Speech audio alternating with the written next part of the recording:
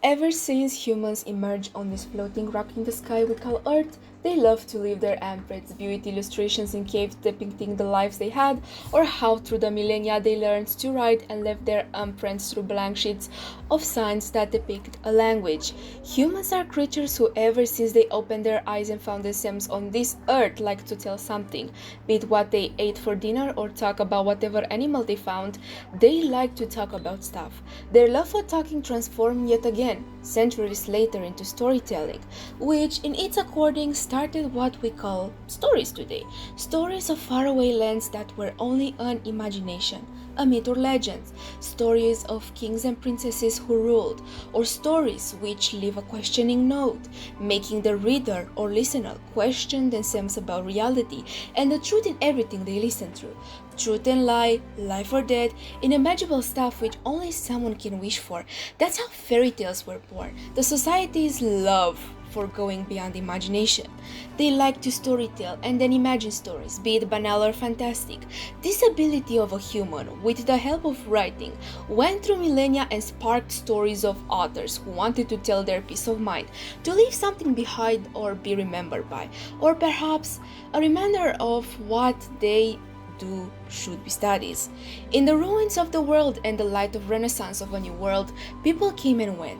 They left their peace of mind, and other people saw that, read that, and felt a connection with it.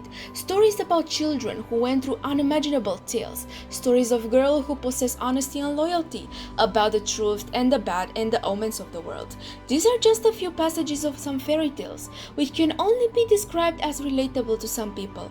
After all, hell is empty and all the devils are there, and the world's a stage where humans, as devils as they are, roam in the search of someone or something to learn on their weeping souls and be listened to. And yet, when the hope was seemingly lost, a light came, and they were listened and their souls were at once at peace. That's how authors became. Through their ability to create and listen, they helped weeping souls and left something behind, something important. Stories. Without the stories, perhaps the world would not be the same how we know it today.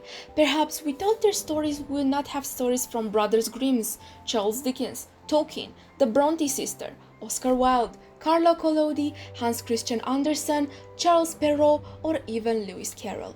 Without artisans, our world would be a bleak land, a land of devilish torment, and become a Mariana Trench. And maybe this is why, still after centuries, in our century of technology, invention, and madness, people found a new peace and comfort in these stories, deciding to also put their imprints of it, readapting in their eyes, light, and perhaps a relatability in a hope of it all. Hi guys, I'm Dyna, also known as Boreal, and welcome or welcome back on my channel if you're new. If this is your first video you are seeing from me, hi! Hello, I'm actually an illustrator who loves to do work, and as of recently, a freshly university graduate in literature who is just a big nerd and loves to talk shit about her hyperfixations. And besides that, I'm also an NFP and Sagittarius and neurodivergent, so the combination is lethal, as you can imagine. Anyway, in the past of this channel, I tried covering more documentary topics, like my first attempt being my retellings from Amino and how both toxic and beautiful that application can be at the same time, followed by my attempt to bring into life what was Pet Pet Park, and then I made an iceberg on Barbie disc games, and my recent video being a retrospective on Sims 4, what went wrong and how it stands up now. So it was no secret that I would start talking about other stuff which I love, and that is my love for video games and literature. As I said, I am a freshly degreed in literature, English and French literature to be exact. Je peux parler un peu de français, mais pas assez même si j'étudie pour 11 ans. Sorry. Oh my god, that was so horrible. I'm sorry for my pronunciation and for the record. No, I won't start to speak French here because, as I said, I know too little of it despite studying for so long. And my degree was on Shakespearean literature. more exact on its symbolism with our world and how Shakespeare was a man ahead of his time, just more like Da Vinci. And after I graduated, sustained my degree and I passed it with an A, and then went to register for masters and then entered there as well, I remained with the sense that something was amiss quite. My skills of storytelling were not done yet, and thus meanwhile I started like a stone in my tower of ivory, aka finding and playing video games. That's when I stumbled upon an idea which made me realize what I can do with my powers. I can be a nerd on the internet once again and talk about video games and literature. By the way, on this channel we also do book reviews which were postponed due to me doing my academic research, but they'll just be back, just so you know. Anyway, thus the idea of me making a video about video games and literature was born. But how can I actually link my nerdiness to my other nerdiness? Then I remember, adaptation exists. And not just for movies, but for video games too. Thus, I chose to talk about the beauty of some fairy tales which are known in the pop culture media, but also stand alone as classics and have a cult following, but also have video games counterparts. I decided to talk about 4 such instances because as I'm recording this video, which is August of 2024, there are only 4 games which show such depiction, and I think not a lot of people actually attribute the beauty of video games which have their spring a fairy tale. Because if you don't know, for me at least, a good adaptation is whether the core of the original story is left there, and the intention of what the original author wanted to transmit is still there and is known through actions, but them differ or not, similar to the original story or change because of director's visions. That's one good adaptation. For me, for example, Heartstopper and The Fault in Our Stars are very close to their counterparts written, which in a sense is also because the creator worked closely with the directors of the movies, Alice Oseman and subsequently John Green. But what you do when your creator for your spring is dead for centuries? Well, you keep the essence. As I said, Greta Gerwig did so good with Little Women, and I'm glad that movie and book exist in the world because damn, I love the angsty feels. So this video is dedicated to these games and how their original counterparts linger themselves, and let me show you their beauty, and also encourage you, if you never heard of them or were tempted to play but never knew if yes or no, to play and experience their narrative. So take your red hood, put on your sparkly red slippers, be on sight for White Rabbit, and listen to the sound of a cricket, because we are buckling up in the infernal train of the beauty of fairy tales in video games.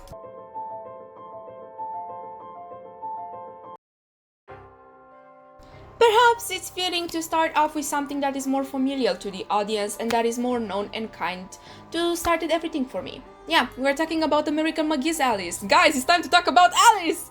But before that, let's talk about the source of inspiration for American McGee's Alice, or Alice Madness Returns, as I'm sure more recognizes her from its sequel rather than what started it all.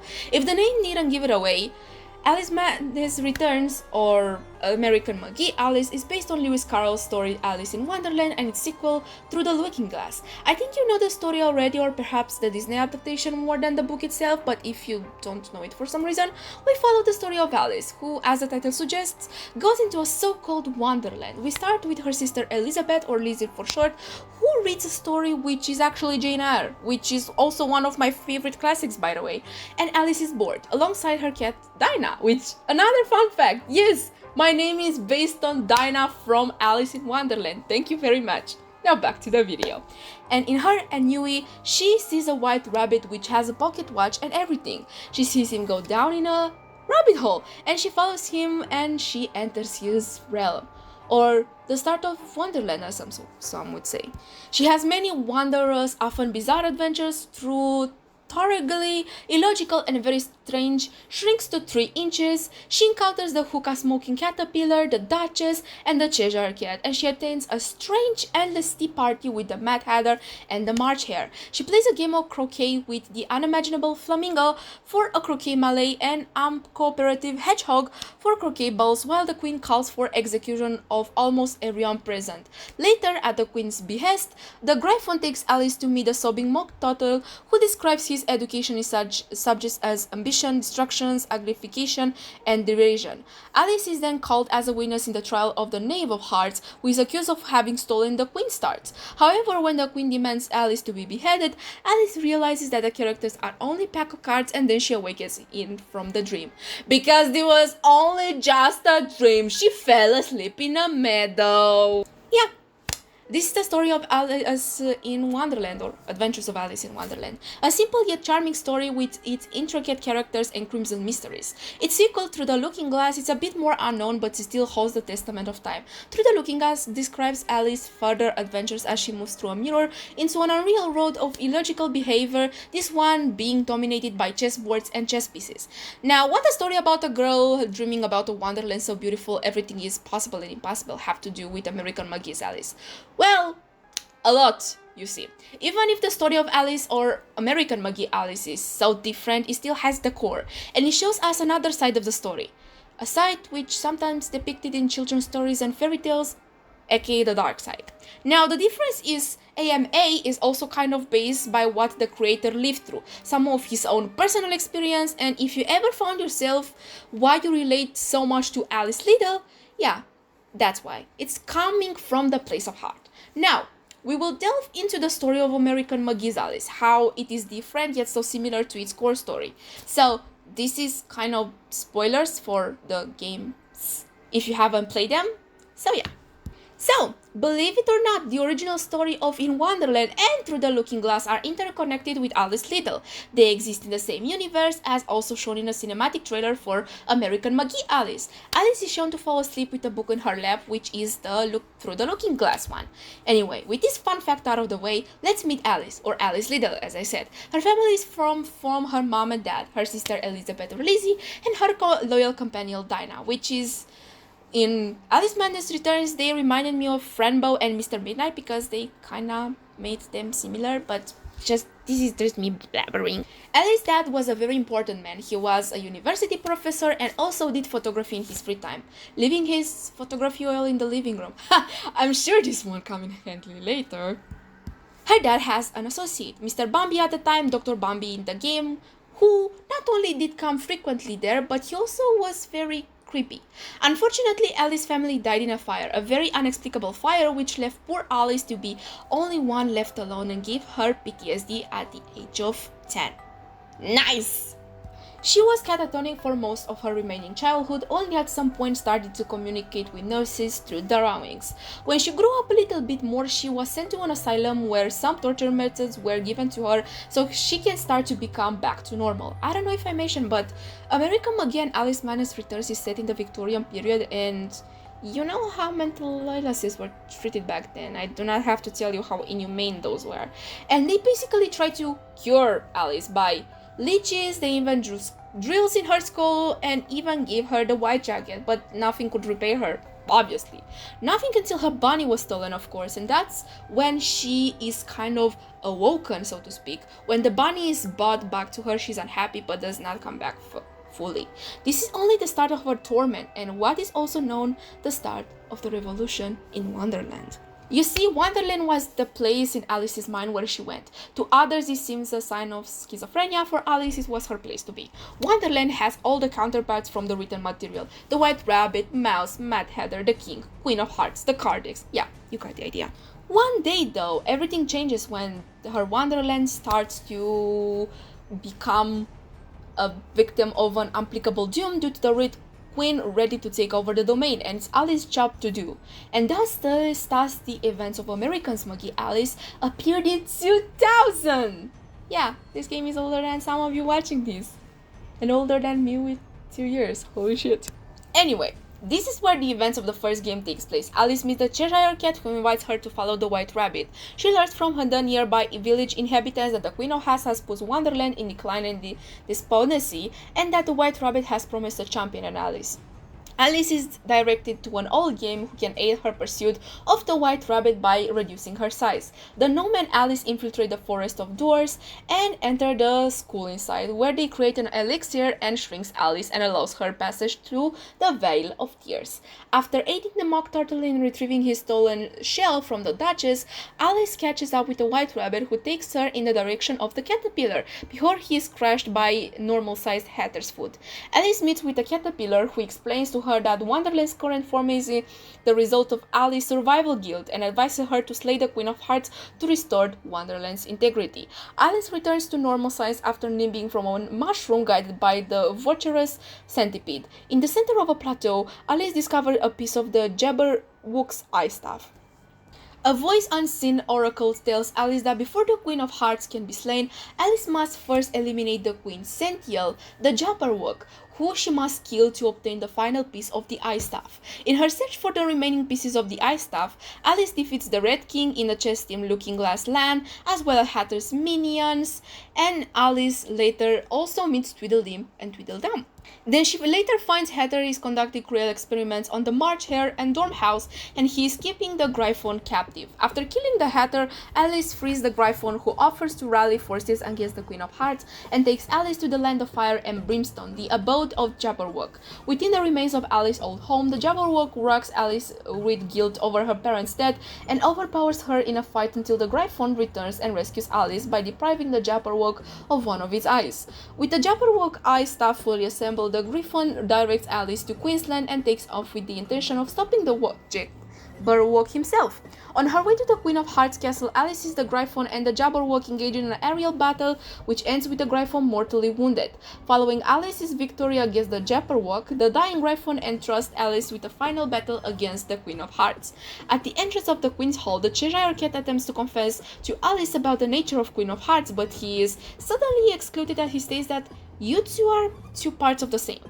Alice engages with a fight with the figure puppeteered by the real Queen of Hearts, a giant fleshy tentacle creature who warns Alice that destroying her will destroy them both. Upon Alice's final victory over the Queen of Hearts, Wonderland is destroyed and many of the characters who had died in the journey are revived. Her mind is repaired. Alice leaves Roguelette's asylum. This is as simple as it is. Easy. The events of the first game, which leads us 11 years later, in 2011, to its more known game and kind of got its reputation started. Alice Madness Returns, which stands as a sequel, but a lot of people see it as a standalone game as well. In this one, we are met once more with the familiarity of the Wonderland we got to love in the original book, but that is because Alice finally made peace with her memories. Or so we thought. Because in this one we uncover what actually happened to Alice and her family. What happened that dreadful night where her family died. Alice's mind still lingers of the past, which is what Dr. Bambi, her old father's friend and psychiatrist, tell her to do so. But Alice just can't do that. This is when he instructs Alice to go fetch her medicine, and we enter in the world of Alice Madness Returns. This time, Alice's Wonderland is yet again put to peril because of so-called Inferno Train. Alice must come to the conclusions once and for all and stop running from her past and dive into her mind once more and start to question, is she really responsible for her family's death or not? Through initially idyllic, the peaceful land quickly becomes corrupted by an entity called the Infernal Thread that rampages through it, leaving behind the ruin, a force that attempts to stop Alice. Alice meets with a Cheshire Cat who affirms that it is some outside force, not Alice, that has caused this corruption, and urges her to seek out former friends and foes to discover the source of the train. Throughout the rest of the game, Alice briefly returns to reality between episodes occurring within Wonderland. In the real world, Alice learns from the family solicitor Wilton G. Radcliffe that her older sister Elizabeth, aka Lizzie, was the first to die in the fire despite being the farthest from its source and had been locked in her room.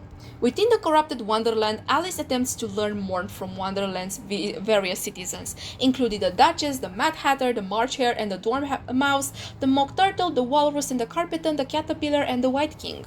She is ultimately told that the Queen of Hearts still lives despite her defeat at Alice's hands before, though in a diminished capacity.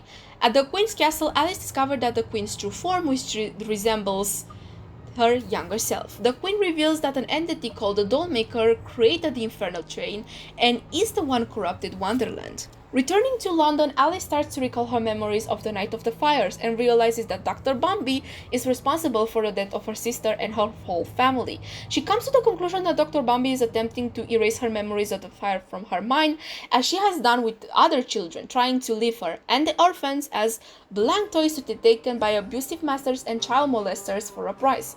Furious, Alice comforts both Dr. Bumby in the real world and the Morted station as the doll maker, Dr. Bambi's Wonderland counterpart in her fantasy on the Infernal Train.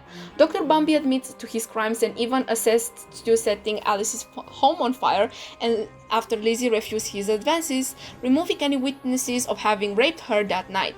He points out that by wiping her out of the Wonderland, he will make her forget the events of that night, while he continues as a member of high society and secretly selling young children for prostitution. Alice defeats the doll maker in Wonderland, given her strength in the real world than in her mind to push Dr. Bumby into the path of the oncoming train, killing him. As Alice leaves the station, she finds herself in a hybrid version of London mixed with the Wonderland, Londerland, which, by the way, great name. Alice wanders into the unknown terrain, and the Cheshire Cat monologues that Alice has found the truth and was worth the pain fighting for, and Wonderland, through damage, is safe for the time being. And for many years, this was the end of it. Alice finds peace with herself. Until American released a series of animations on YouTube which depicted Alice's adventures after Madness returns, and we see her finally being a normal woman, having found a job too, but she has special powers. She can go in people's minds. No, really, that's the plot. Bear with me.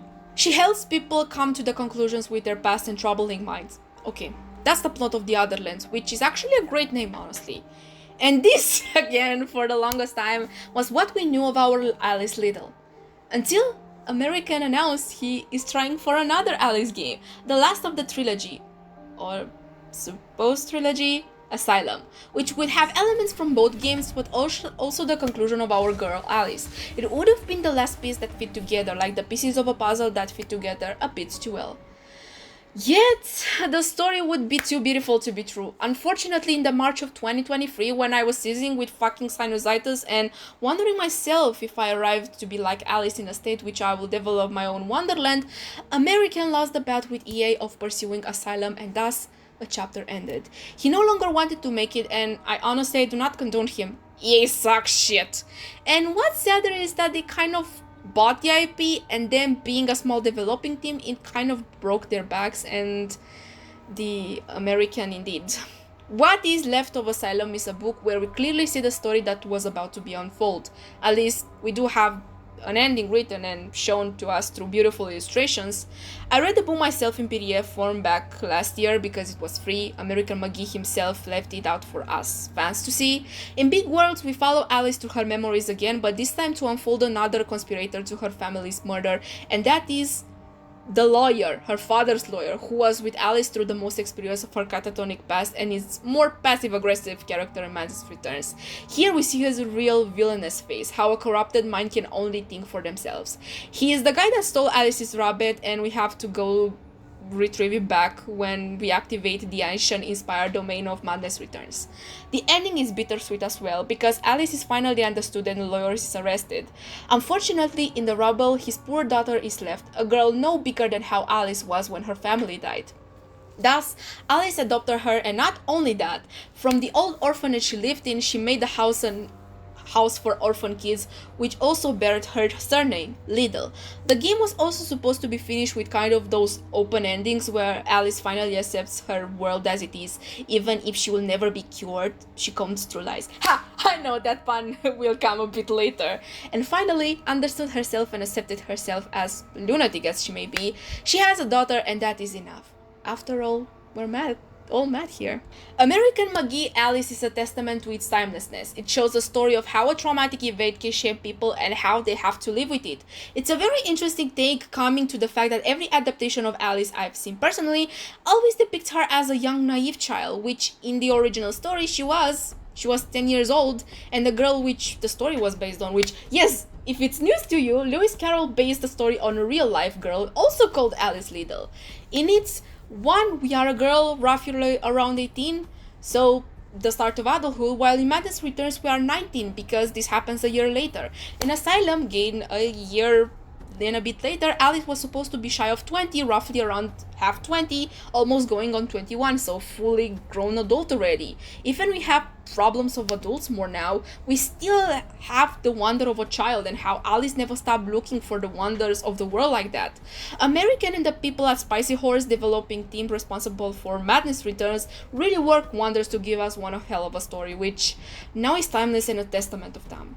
How it is similar to Alice from the book and different at the same time? Well, as I already said, it has its core. Alice, at its core, it's a tale about adventures of a little girl in a wonderland.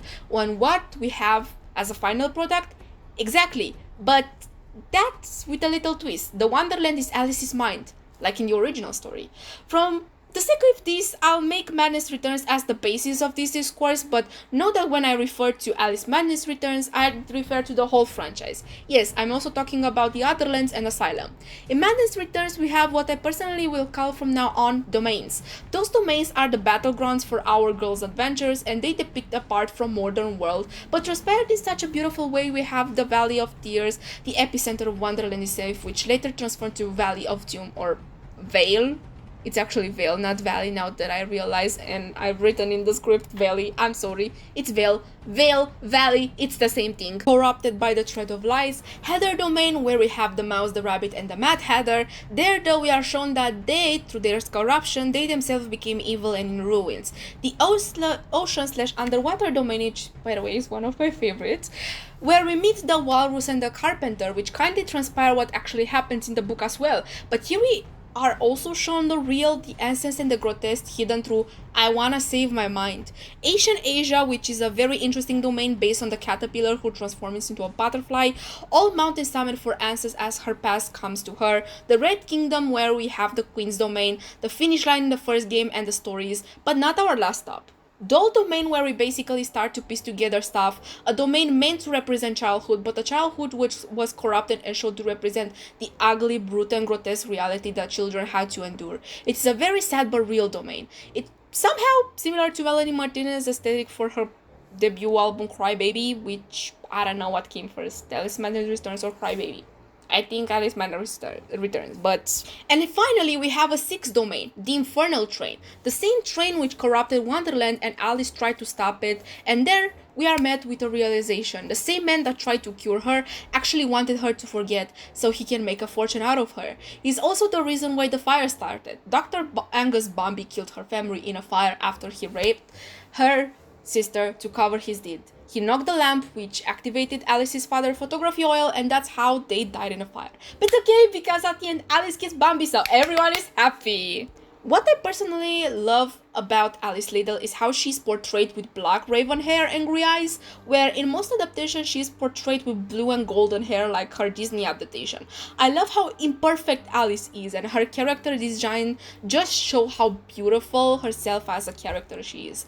My history with this character goes back deep, I think back in 2013 at first, when I first discovered YouTube through a Sims 2 video recreation of Good Luck Charlie, the first ever episode. The second video I ever watched, I have a recollection of a gameplay PewDiePie made, and I think that's how a lot of us came in contact with this game, through Felix's gameplay. And honestly, who can blame him? This game is gorgeous, and it's a testament to the core of the story. The beautiful surrounding with a fitting instrumental but also beautiful dresses meant to represent each domain only make the game more immersive.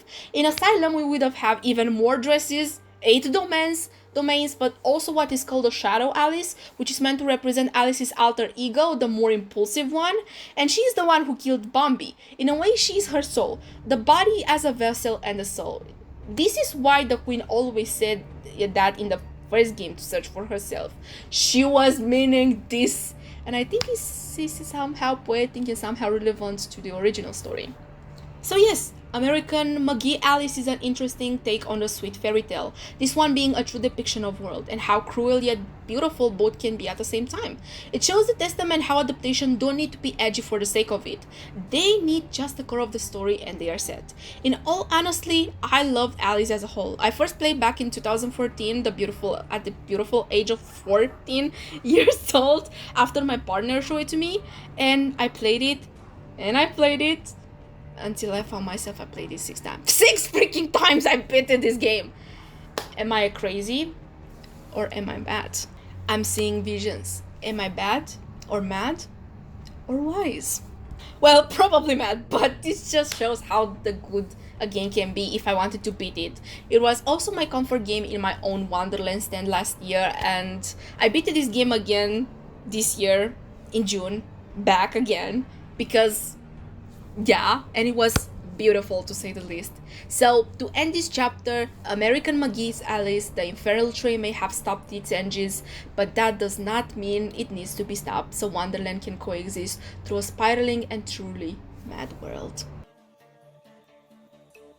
Now we deviate from our path, another fun, and talk about another silly story, the story of Red Riding Hood, which is so random to do, but bear with me. The original story was called Le Petit Chaperon Rouge, which is the French for Little Red Riding Hood. The original tale was made by Charles Perrault.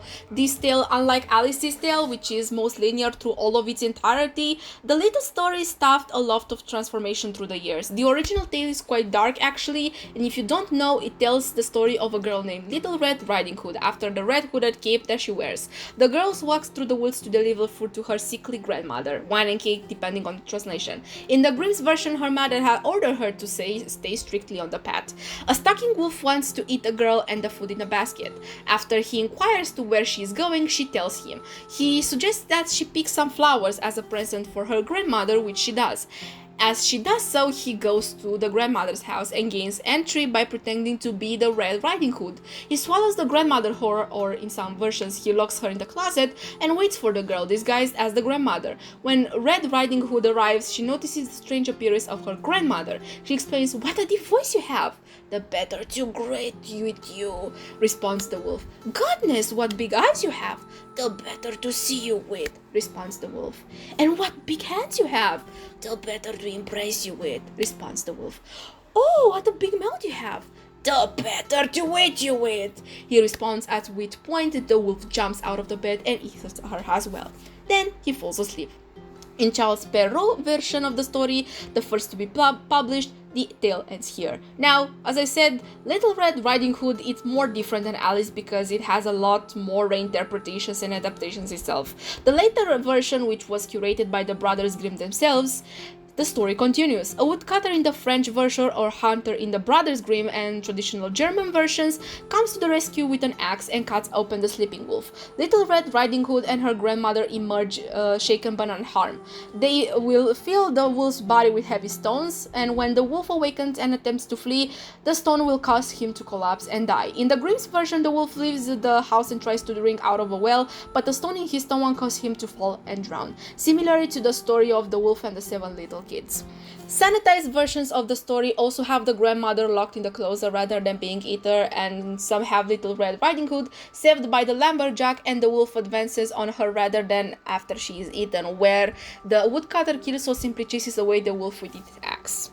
Now, this is a simple tale, cautionary as most of them are and were in the past. It is meant to show a child to not speak to strangers, or at least trust them as easily, because we don't know who they are. They might be a wolf in sheep's clothing. Very fitting for Red Riding Hood. Now, what does Little Red Riding Hood have to do with the game?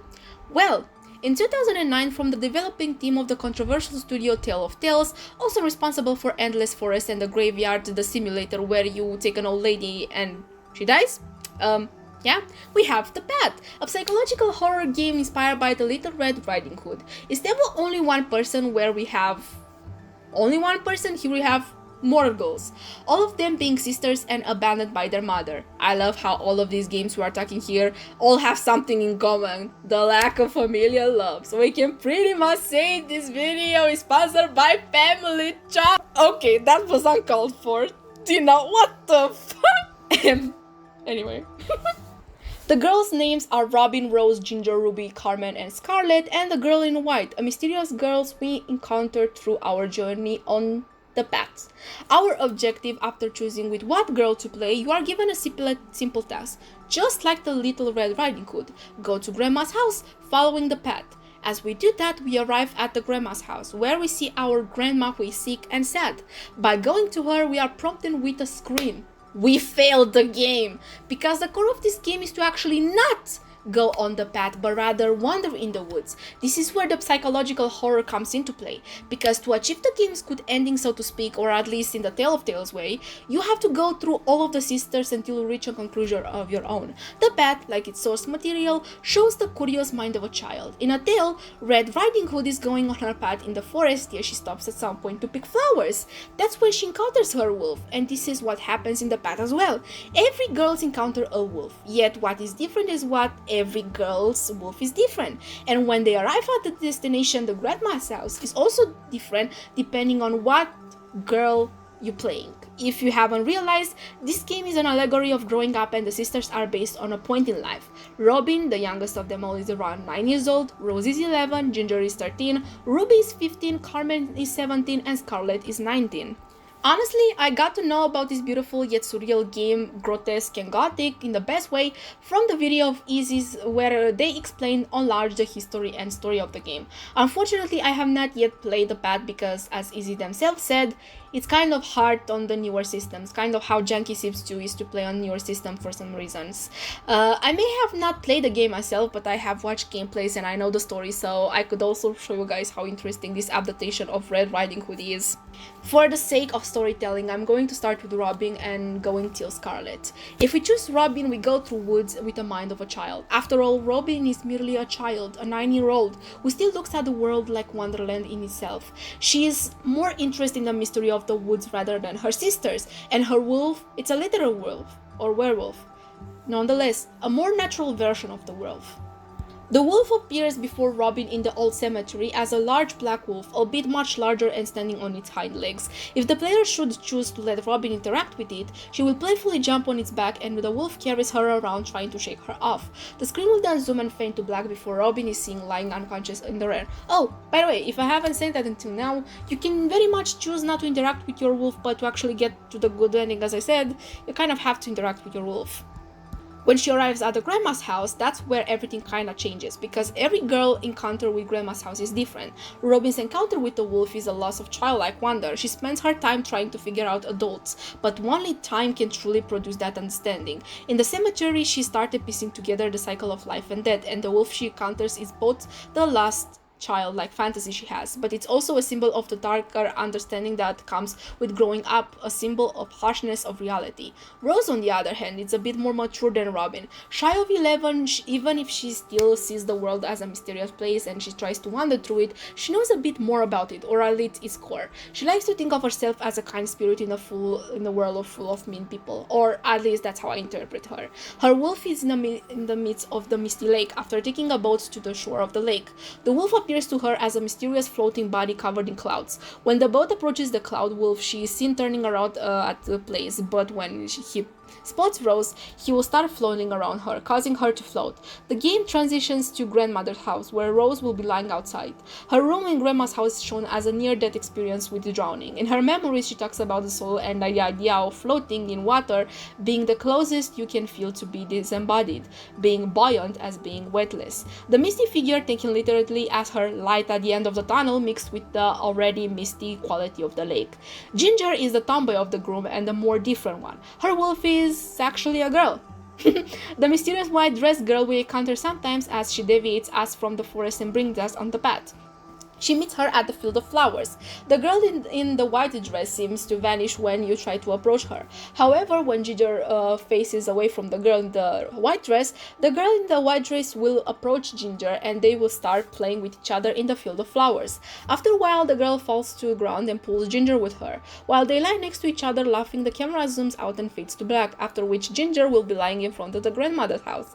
Taking in the sense of the other wolves, it was seen as Ginger had a gay experience of some sort. Something that had her feeling uncomfortable or confused, or fill her with regret or shame. Commonly reactions for people who've yet to discover their own sexuality. I can also interpret these coming to terms with her own femininity, as Ginger is only 13, and taking the fact her room in grandma's house is full of red, she maybe got her first period and is scared, much like her first sentiments to a girl. Some fans also speculated that this is Ginger coming to the terms she is trans, which is based.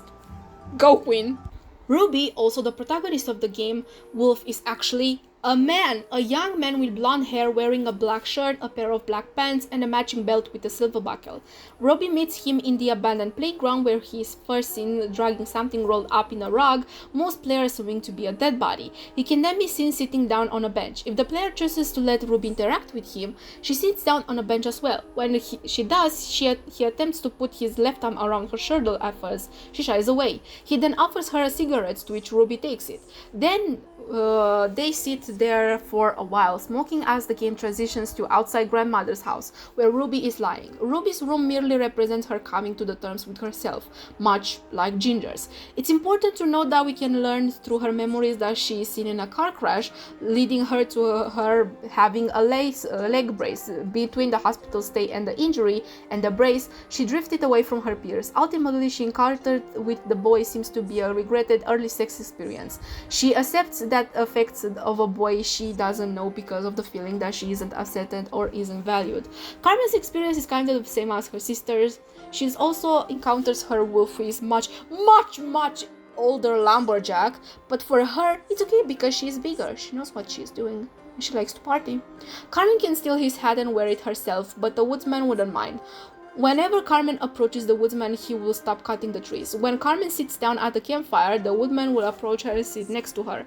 He will offer Carmen a beer and drinks one himself, after which the screen fades to black. Unlike her younger sister, though, she didn't regret the experience because it was too soon, because she drank her way too into it. Uninhibited from alcohol, her company had their way with her, possibly in spite of earlier objections. Some fans also speculated that the man might have, and I think really raped her, and when she realized it was too late. Nonetheless, this musty dusty ass old maid took advantage of poor Carmen. And finally, Scarlett, who acts like a mother figure to them all. She abandoned her dreams of starting a family on her own to take care of her younger sisters. Yet, that passion still lingers inside of her. Scarlett's wolf dwells in the ruined theater, constantly moving between the stage and the light stand between the red benches. He wears what appears to be a long white wig and a long black suit. Whenever Scarlett approaches him on the stage, he will walk on the light stand and lean against it. When Scarlett chooses to approach the piano, the wolf will move up to her shoulder and mend her while she plays. The camera will start to zoom out as the curtains of the theater begin to fall and the game fades to black. Her room is exactly a merely depiction of that. She is trying her hardest to be an adult and be responsible to gain the approval of a maternally figure who will not give it to her. It's also possible that she aspired to do music and was incapable of it atop of her other responsibilities. And finally, we have the white girl, which does the same path as the girls. When finally arriving at the grandma's house, this time we are bombarded with the girl's experience. When the white girl comes out of her grandma's house, her white dress is stained with blood, but she is alive, and we are taken aback at the beginning of the game. Wow, that's the game, huh?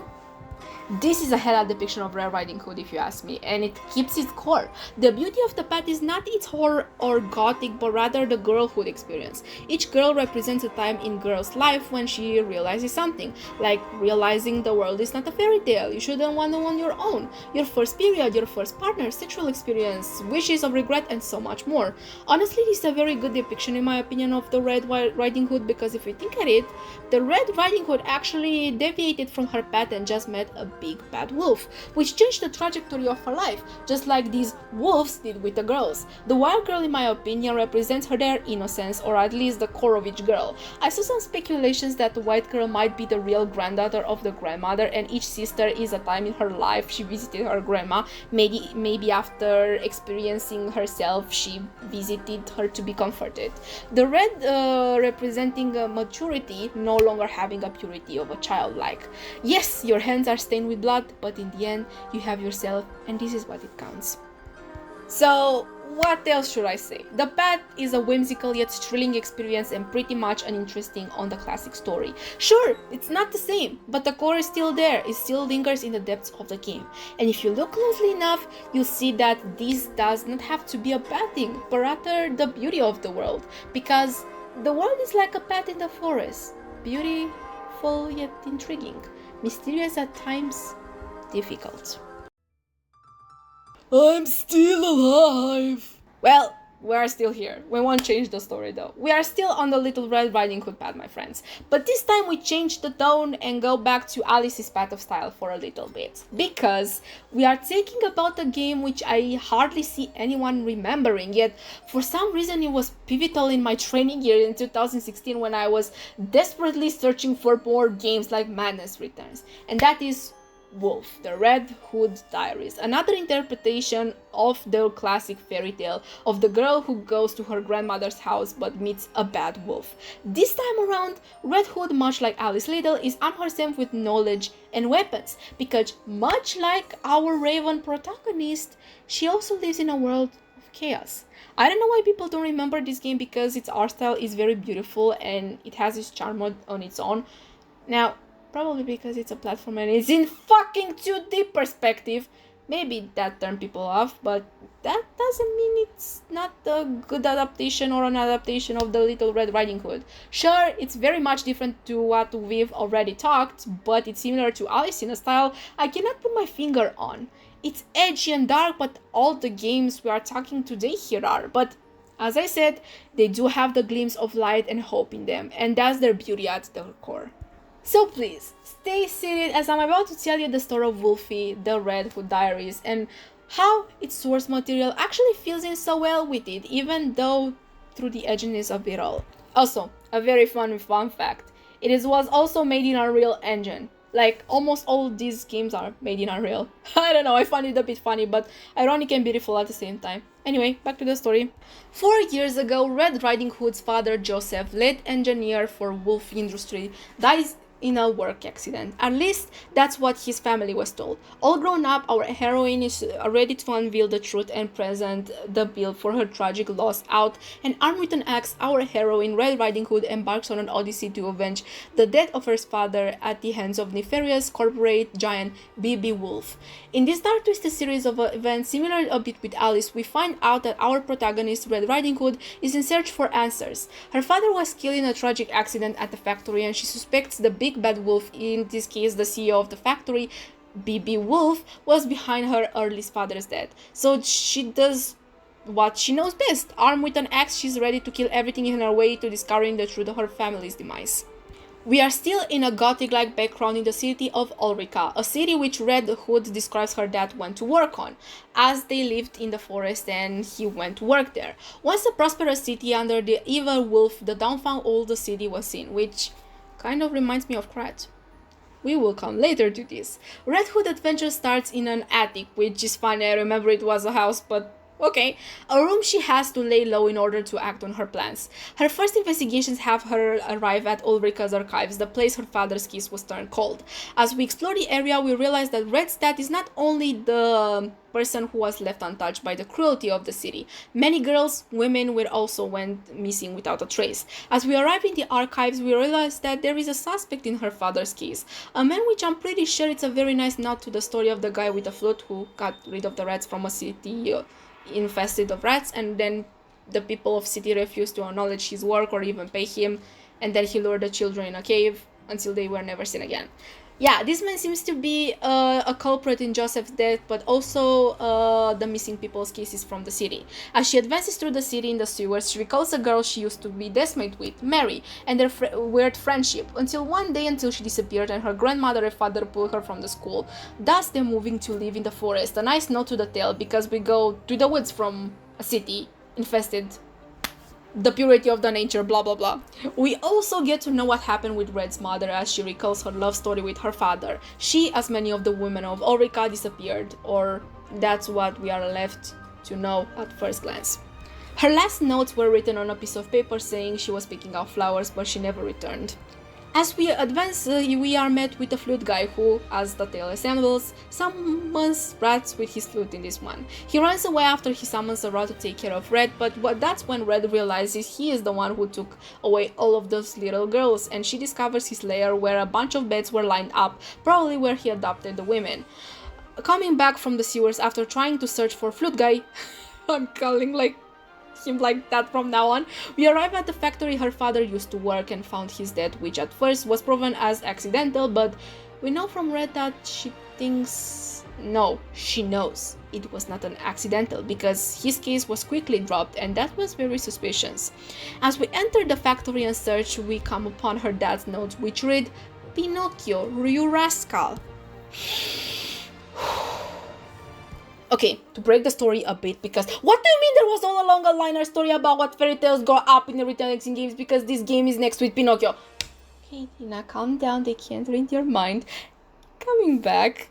And then he retaliates how he and him are like both tied with strings. They also find out how Joseph probably realized that what he was making was actually killing people, and probably from now we start to ask question if his death was because he tried to count those strings away, and to shush him he was killed. And we found out it's true, he tried to quit. As we explore, we come upon the fact that he made the soldiers Red slaughter on her way to the factory, and she has a bit of a manic episode. As we escape the factory and the soldiers from within, Red laments about her odyssey. This was really meant to actually mean something in the end. She cannot believe the killer creations were from her dad's arms and comes to the conclusion that her mom's death was what brought him into his slumber depression, because apparently the mother really died. As Red travels more, she encounters the flute guy again, which she promptly kills, and the magic he has on the rat's ends, which ends with him being slaughtered by the said rats. After we kill him, we realize that the flute guy was merely a pawn in a bigger game, as we realize Woolfe knows Red is in the city, and he merely wanted her out of the woods so he could kill her grandma. That's where the fairy tale aspect of the story starts to bloom, as the beautifulness of the forest emerges within the city left in ruins and the burns, while Red goes to save her grandmother from the big bad wolf. As we go through woods, we come at a lake where we are once more embodied with more of Red's memories. She recounts of her mom, and we are assumed that she somehow got lost from her dad, because as she goes, she is met with her grandmother who recognizes her as her granddaughter. So they reunite and her father is reunited with her. As we make our way to the grandmother's house, we are also met with the antagonist of the game, Woolfe, which we kill in the process. Her grandmother is hurt, unfortunately. As her last word, she says that in order for Red's protection, her dad signed a contract with Woolfe and that she lied to her, saying that she unleashed a spell which cannot be broke and it's Red's job to save Ulrika. The game ends with more questions than answers as a big wolf comes to almost eat Red. And that's how it ends. Woolfe the Red Hood Diaries was supposed to be a two-part, just like Asylum, but since it was only a Kickstarter and the public did not really like it, actually having mixed opinions due to the fact that it's 2D and very hard to maneuver, the game never got its sequel. It's actually a shame because I think Woolfe is very close to the original story in a twist of events which are kind of reversed. Even if it's dark, we still have the story of a girl who goes to her grandmother but is stopped by the great wolf who wants to be back with her. It's a shame this game is not really known and it's such an anticlimactic end, but its visuals and everything is where it shines. The contrast of the wintry cold city unveiled in mystery with the blooming spring of the forest is where this game shines. Still, the wood also has more questions than answers. Why and how it happened? What exactly is Pinocchio doing here? Was there supposed to be more fairy tales in Woolfe? Well, I think we may never know, unfortunately, because the second game may never come. It's been almost 10 years and we never got that continuation, and seeing how the game did, yeah, it's safe to say it'll never come and it'll forever be a mystery. But what I appreciate is how beautiful this edgy retaliation actually is. A girl wanted to bring justice only for that same justice to not be there at all. Also, the twist of the grandma actually and probably being the bad guy, genius. Would have loved to see a sequel, but again, there is nothing fair in it. Wow, are we still going? Okay, yeah. We have one more interesting game for me personally. And it wraps everything that we just talked about. The edginess but beautifulness of it all. The original story but also making it a new story. A story about neglect, hate, love, sorrow, sadness, but most importantly, hope. Lies of P, if you don't know what it is about, is based on Carlo Collodi's Adventures of Pinocchio, which the real tale is much more darker, and for one we are met with a match. Disney adaptation, which everyone knows is just the tip of the iceberg of how fucked up Pinocchio actually was. Lies of P actually appeared last year, which at first captivated me. I didn't jump to it at first, but I loved the trailer. It was shown in the Summer Game Fest of 2023. I was waiting on the trailer for Phantom Liberty, which is Cyberpunk 2077 DLC. You should play it if you didn't. Well, we don't add it. And it just appeared. I fucking loved it instantly. I was in shock of how... Oh my god! Another game of dark retellings of Fairy Tail. I've been begging the gods for this! And it remained with me for a while. Like, I knew the game but never dared to touch it. Oh, did I say there is Souls-like? Yeah, it's Souls-like, buckle up! It was also the first attempt of Round 8 and NeoWiz of something like this, and damn, it's actually so good. And I agree with you up there that it's from the software Souls-like games. But Lies of P is not only a dark retelling, it's more like a labor of love, honestly, and the true message of Adventures of Pinocchio by Collodi himself, this game even being honored to him. Anyway, if you don't know the story of Pinocchio, let me tell you. The story goes that a poor man named Geppetto wants to carve himself a marionette in order to make a living as a puppeteer. He is given a piece of enchanted wood, and as soon as Geppetto carves the puppet, which he names Pinocchio, it begins abusing the old man. Once its feet are made, Pinocchio runs away and Geppetto is arrested when he seizes the puppet. Pinocchio returns to Geppetto home alone, and when the talking cricket admonishes him, Pinocchio kills the cricket. Going his own way and ignoring all the advices, Pinocchio soon falls with a variety of bad characters, particularly the fox and the cat, who schemed to steal the 5 gold pieces Pinocchio was given for Geppetto. Eventually, the fox and the cat, disguised as assassin, hang Pinocchio in order to get the gold pieces. However, the fairy with the azure hair saves Pinocchio at the last moment.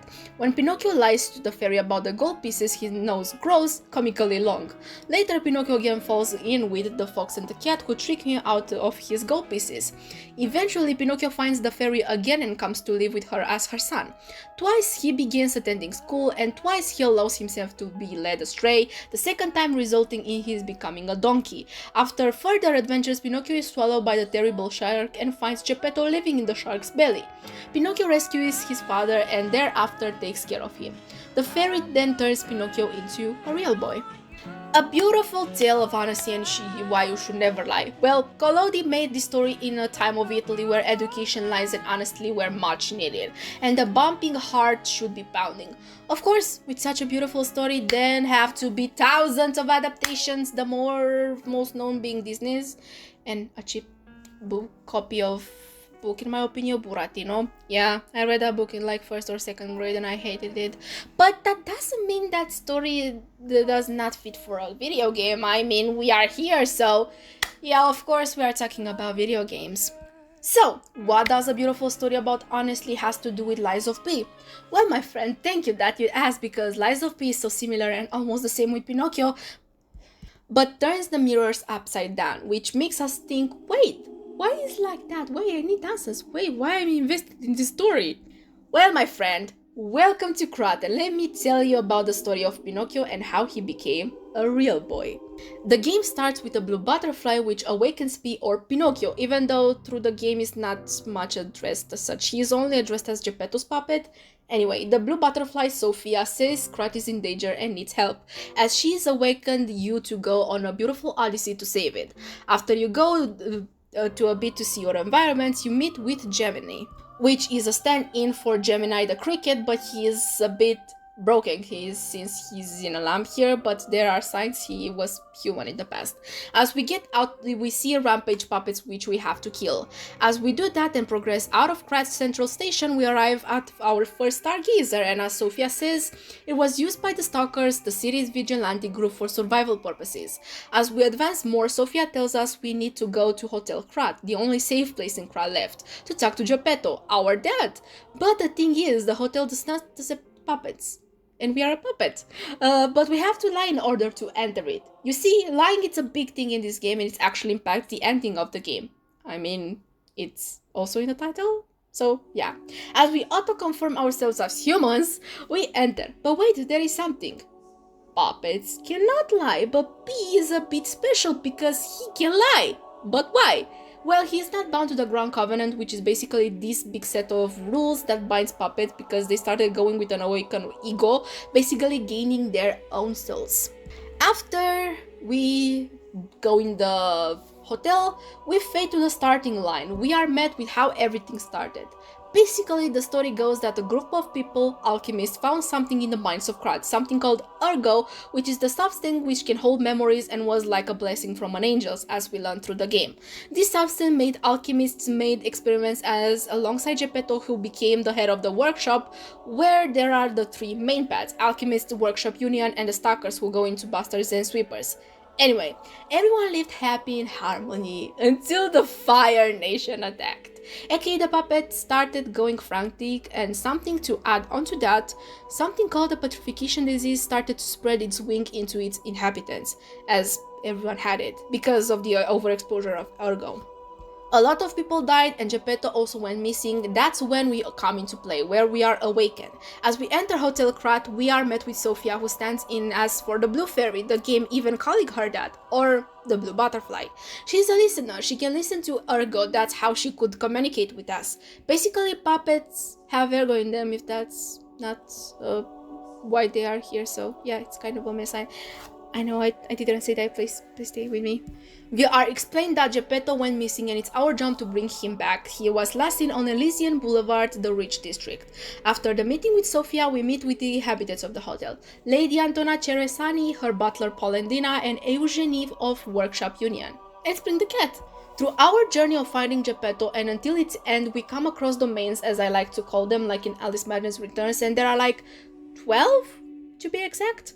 Krat Station 1, Elysian Boulevard, Venini Works, Moonlight Town, San Frangelico Cathedral, Malum District, Rosa Isabel Street, Lorenzini Arcade, Grand Exhibition, The Swamp, Krat Station 2, Relic of Trismegistus, and Isle of Alchemists. The beautifulness of it all is that it's every fucking domain besides its boss is so beautiful and create the world of Krat, and they feel so full you never feel alone.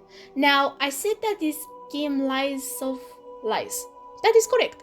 Lies play a big role into this game because if you say the truth, you'll get the bad ending, which is totally the exact opposite of the story of Pinocchio where he becomes a real boy.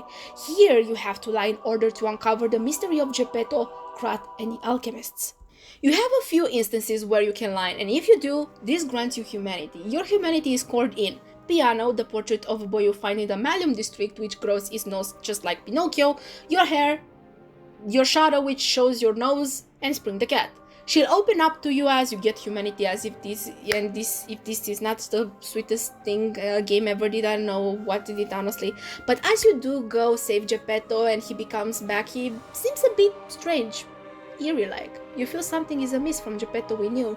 As we go more to save Venini and his butler Pulcinella, we come through more questions than answers as we are linger with a taste of the past. Memories of a once happier life, perhaps? Or not? As you try to uncover who started the puppet frenzy, you are told about the king of puppets who lies on Rosa Isabel Street. As you kill monsters, you are also, after you defeated Archbishop Andreas, that their ergo goes in a set tower, and a weird man basically says that the play was set in motion. For what? We don't know that yet, but we will put that down. We will come back to it later. Because our paths go to Rosa Isabel Street at the king, which seemed very scary at first, but after we learn of him and in New Game Plus, we actually understand what he is saying because of any wavelength decoder. It's actually a very sad story. After we defeated the king Romeo, we are met with Geppetto, who says that the king is dead, but the petrification disease is not. Our paths go to the Grand Exhibition, which was meant to be an exposition sort of, until the puppet frenzy starts. Here we meet Simon Manus, the head of the alchemists who created the things we encounter in the Moonlight Town. With the help of oversaturated ergo and gold coin fruits, a nod to the gold coin tree from the original story the cat and the fox were so obsessed with, he created something called evolution. That's when we start to uncover even more secrets from Sophia. She was the daughter of Valentinus Monad and Rosa Isabel Monad, an alchemist and a listener. Simon, like Sophia, has powers but not complete like hers. Maybe in an attempt to have it all, he captures her and abuses her power until there is nothing left from her, only her suffering lingering through the nights. As we progress even more, we learn the ugly truth, the sad story of Lies of P. Valentinus made the Mona charity house or Rosa estate where Carlo, Geppetto's first son, also came across. There he met Romeo, as Sofia was the one who made them to be friends. Through the years, they developed a beautiful bond, being inseparable basically. That's when Geppetto didn't attend Carlo's graduation, Romeo being left to console the poor boy. He also says he wishes his dad was dead, basically not caring about him, but Romeo reminds him that it's nice he has any family at all, since he's an orphan. That's when Carlo gives his graduation necklace to Romeo. That's the necklace item which gives P humanity in the game. To Romeo, your friend, C. Which, if you think at it, Romeo held the necklace so fucking much, hoping for Carlo to return. He never did, because Carlo contracted a petrification disease and died, wanting to be a stalker. And then Romeo died shortly after. Let me pause here for a second. These bitches are soulmates. Dick is your... Okay, Dyna, okay. Please calm down. You're letting your emotions speak. I'm so emotional right now. But it's even more sad when you see that if you have the wave decoder Vanini gave you, you receive Romeo's message that Geppetto is actually behind the puppet frenzy, and he made the fifth law, Law Zero. All puppets will listen to Geppetto. And as we hear Romeo's message, we are met with a tearful message of Romeo remember Carlo as they are best friends. And they were roommates. Yeah, safe to say that message made me cry, and even sadder when you get to decipher in New Game Plus what he says, because tell me why one of the line is, tell me why this is. It is going to be okay as long as I'm here with you, Carlo. Lies of P, stop it! And this is me just fucking breaking my mind. I'm sorry, this is not in the script, but I broke my mind reading that again. I broke while trying to write it, and I broke again while trying to read it. Yay! Okay, I'm coming to the narrative back. Geppetto, distraught about his son's passing, tried to bring him back from the dead. He tried first with Romeo, another puppet, but he was too powerful, and that's when he made the P organ, or heart basically, which, fun fact, being Korean, the original language of the game, P is similar with blood. So P organ is literally blood organ, which is a heart, which contained Carlo's ergo, hoping to assemble him more better. What Geppetto failed to realize is that P became his own person. That's why it's important to lie in the game, because P becomes human himself, and the Carlo that died transformed himself into P, even if I personally believe they are two separate entities from one another, brothers even. Anyway, we arrive at the abbey where Sofia is locked. Here you have the option to give her peace, that's the good choice, and you are giving her ego. You also fight with Laxasia, which is Simon's sword, or basically his guardian, and as you go through the top you are met with Simon, which after you defeat, and then you meet with Geppetto, which someone says to be very aware of him because he is not what he seems, because shockingly he was actually the man behind everything. It was actually a war between Simon and Geppetto all along, both of them having selfish reasons. Through his journey, P only helped Geppetto, but what he needs to do now is to give Geppetto his heart. Then, if you want the good ending, is where you refuse and you fight the nameless puppet, which is more or less Carlo's corpse. Yeah, Geppetto really carried the fucking corpse with him through the game, and they say I'm creepy, huh? Well, after you defeat the corpse, Geppetto gets killed trying to save P, and in the end, in a very tearful way, Geppetto recognizes P as his son, and P cries for the first time. And they conveniently, there is a blue hair puppet which gets Sofia ergo, so Sofia and P both got a new chance at life. Yay! Yeah, that is Lies of P, a story about a neglectful father, ergo, magic, blossoming love, grief, death, but most importantly of it all, hope. The ending scene shows a character which helps us, Janjo, who wants to capture Dorothy, from the Wizard of Oz, of course. So maybe we will get our game with more stories in one stories. People speculate that the Stargazer from Moonlight Town is how we will activate to go there. As of right now, a DLC and a sequels are planned for Lies of P, and I'm fucking happy at least one franchise will finish good. At least that. Now, what Lies of P has that is so beautiful is the essence of Pinocchio. They are essentially the same stories but mirrored, as Pinocchio also is in the Lies of P universe. It was Carlo's favorite book after all. So it is no surprise when these two mirror themselves like Alice did or how Red Hood did. Lying is a human thing. It's what makes us humans. The beauty of Lies of P is how we get to choose. Our own consciousness is what makes us humans. Emotions is what makes us humans different from puppets, from robots. Pinocchio also had emotions in the book and got to choose. Exactly like how our P did in the game. There are more aspects of the game which I left untouched, like Alidoro, the Cat and the Fox, the Survivor, Belle, Julian, Puppet Love, Toma, and kinda more, but honestly, I'll let you visit yourself because this script is already 39 pages long and my hand hurts, so for a little bit of mystery left in, I will leave you up to it. And yeah, this was the story of Pinocchio, how the story of a boy in search for answer became his salvation, and how lying is good sometimes and what makes you human is the liberty of choice. So this is what freedom feels. Thank you, Carlo. Okay, this is more of a silly chapter, but I have to talk about the depictions of stories in Witcher 3 Blood and Wine. For those that don't know, Blood and Wine is the second expansion of CD Projekt Red's Witcher 3 Wild Hunt, and also one of my favorite games ever, by the way. In it, Geralt goes in the county of county of Toussaint at the record of Duchess Anna Henrietta because of a creature which we'll later learn is a vampire which kills people on a rampage, and the Duchess is next. As we progress, we come across the long lost sister of Anna and embark on a journey in her own prison, which is a storybook. Here we encounter all the fairy tales we know and think of, where they are living in unison in this magical world. We encounter the witch from the Hansel and Gretel, Rapunzel, we also accidentally kill Thumbelina, Three Little Pigs, the girl with the matches, and even more. It's actually very interesting to see a depiction of fairy tales which are basically one-to-one almost to their counterparts in literature, of course a bit more different fit to the Polish game, which by the way they are also kind of remade to fit the Polish folklore, which another beautiful thing. This is not me pointing out, but is me more loving how Blood and Wine added this little part because it's part of the main story. The sisters are tied to these stories, they are magic and they went there to play. So yeah, I think it's a very neat detail. So, this is basically the beauty of fairy tales in video games. It was a hard video to make, but goddamn, I loved every second of it. These are also some of my favorite games, so it was made from the heart, just so you know.